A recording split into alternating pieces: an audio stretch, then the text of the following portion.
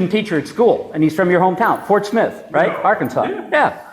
And kind of some strange habits up there. He told us that at Fort Smith, you guys don't eat spaghetti because you can't find long enough plates. Is that true? Is that true? So, it's true. But he also, but then the principal has a jar of M&Ms on his desk, offered him some during this meeting, and he says, no, we don't eat those in Arkansas, they're too hard to peel.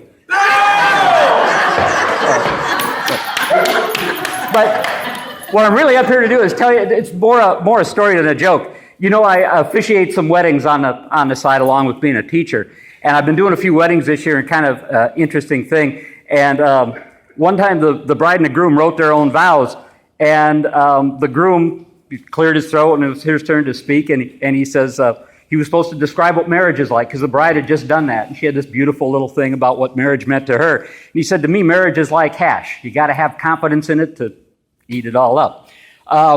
But the funniest thing that's happened to me at a wedding is I was, not long ago, at the front of the church getting ready to take some pictures beforehand, and the little ring bearer, 6, 7 years old, nice tuxedo, and the bride comes out in her gown, with strapless, shoulders bared. And the kid's looking at her, and the bride walks up, and everybody's ooh, ah, and they're about ready to take the pictures.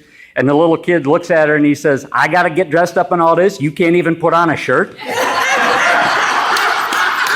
But the kicker is at the back of the church, getting ready to come in, and all the bridesmaids come out, and they too have the gowns with the low cut, and the little kid's looking at him, and he says, nudges me in the, elbow right in the hip, and he says, I'm sure glad I'm not a girl. Look at all the neck they got to wash.